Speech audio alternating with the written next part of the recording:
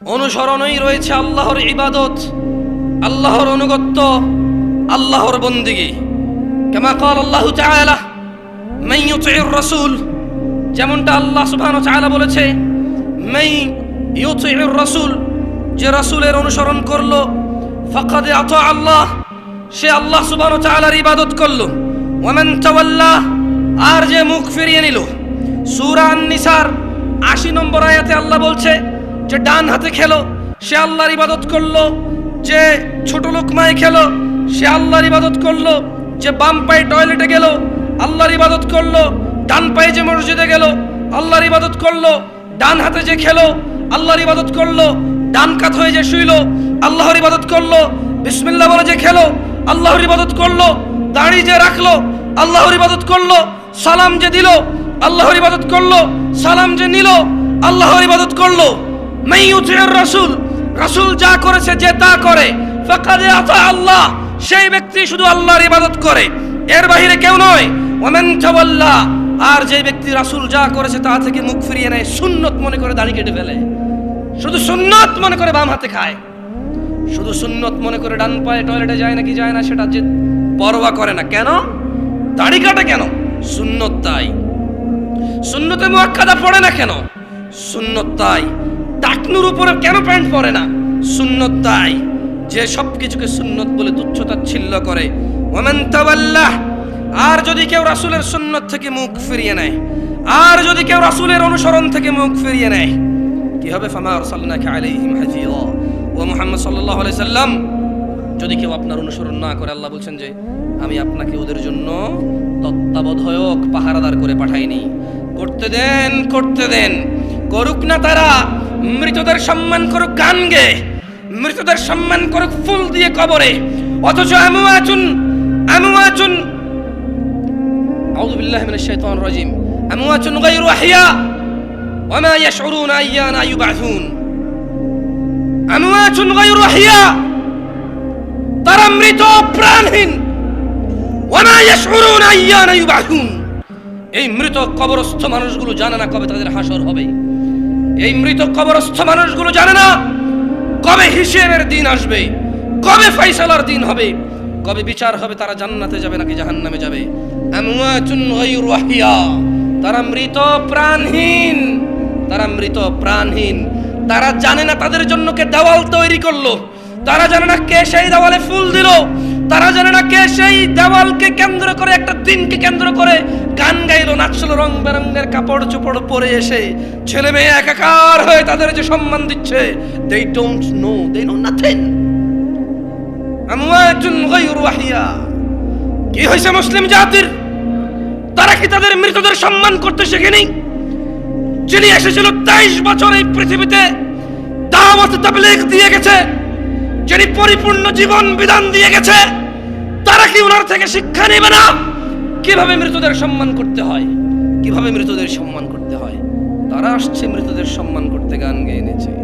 এভাবে গান গাইলে নাকি নাচলে নাকি সম্মান হয় মৃতদের। ওয়ালা হাওলা ওয়ালা কুওয়াতা ইল্লা বিল্লাহিল আযীম। পরিস্থিতি এমন এক পর্যায়ে আসছে, কেউ কেউ এমন এমন পরিস্থিতি দিচ্ছে, তুমি কি বাঙালি নাকি মুসলমান? আরে বেটা, আমি জামশেদ মজুমদার, কুমিল্লা বাড়ি, বাংলাদেশি, মুসলমান, তোর সমস্যা কি? আমি সাইডটা। হ্যাঁ, এরকম অপশন দিবার তুই কে? তুই কে রে এরকম ক্ষমতা? তুই কোন ক্ষমতা বান লোক রে? হ্যাঁ, তুই আমার মালিক, তুই আমার বানাইছস। আমার বাপের পাজরের হাড়ে যে এক বিন্দু তুচ্ছ পানি ছিল সেটাকে তুই দিছিস, তুই বানাইছস সেটা। ওখান থেকে রক্ত মাংস হাড্ডি দিয়ে সুন্দরতম অবিবেকে তুই প্রেরণ করছস আমাকে রে পৃথিবীতে। যে তুই আমাকে অপশন দিয়ে রাখছস জান্নাত নাকি জাহান্নাম, ওখানে অপশন চয়েস করা যায়। পরিস্থিতি আজকে এমন হয়ে গেছে, তুমি কি বাংলাদেশি নাকি মুসলমান? আবার আমি মুসলমান বাংলাদেশি, তোর সমস্যা কি? আমি বাংলাদেশি হিন্দু, তোর সমস্যা কি রে? আমি যদি জামশেদ হই, আমি বাপ, আমি খালু, আমি ফুফা, আমি মামা, আমি চাচা, আমি জ্যাঠা, আমি দুলাভাই, আমি স্বামী, এত কিছু হইতে পারি। তুই কেন এখানে এমন অপশন দিবি যে আমি বাঙালি নাকি মুসলমান? আমি মুসলমান ও বাঙালি, তোর সমস্যা কি?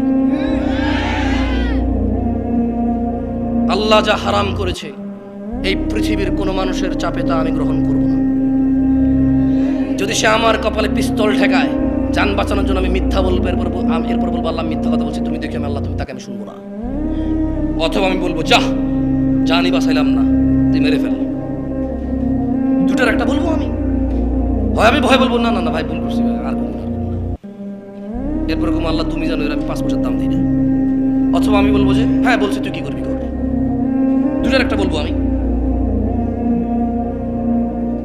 তোকে ভয় পেয়ে বেঁচে থাকার মানে কি রে? তোকে ভয় পেয়ে বেঁচে থাকতে হবে, কি বলিস?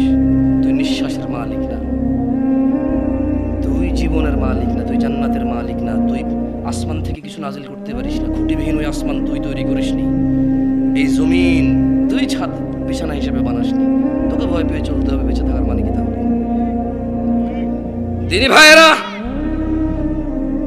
আমাদের পূর্বে কোনো মানুষ বৃদ্ধ হয়ে জন্ম হয়নি। এই যে সমাজের পৃথিবীর বুকে যত বৃদ্ধ মানুষ রয়েছে, এরা কেউ এমনি যুবক হওয়া ছাড়া বৃদ্ধ হয়নি। তুমি একলা যুবক নও যে যা খুশি তা করে বেড়াবা। মনে রাখবা, তোমার দাদা যুবক ছিল, বৃদ্ধ হয়েছে, মৃত্তিকায় মাটিতে পরিণত হয়েছে। তোমার বাবা যুবক ছিল, বৃদ্ধ হয়েছে। আফটার 20 ইয়ার্স তুমি নিজেও বৃদ্ধ হয়ে লাঠি ছাড়া হাঁটতে পারবে না। নিজেকে আল্লাহর কাছে আত্মসমর্পণ করো।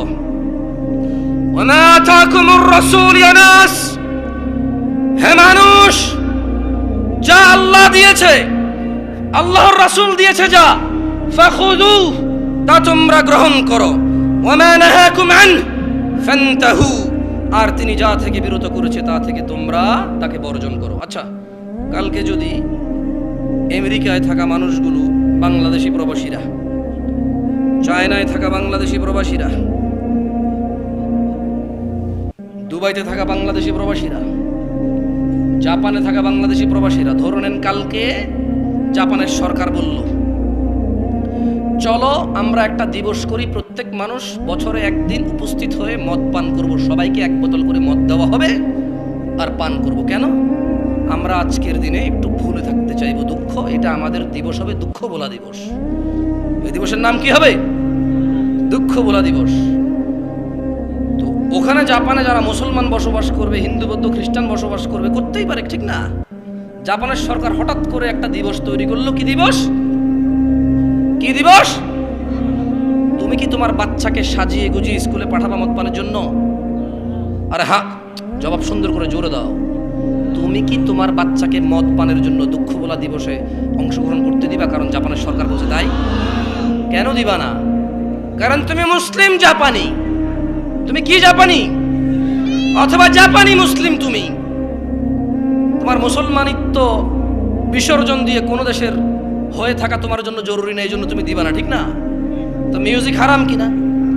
মিউজিক হারাম কিনা? ব্যাপারটা হারাম কিনা? তো তুমি তো তোমার বাচ্চাকে না করলে না যে বাবা আজকে গান গাইস না। ও জাপানের সরকার বললে না, মুসলমান দেশের মুসলমান সরকার বললে না করবো,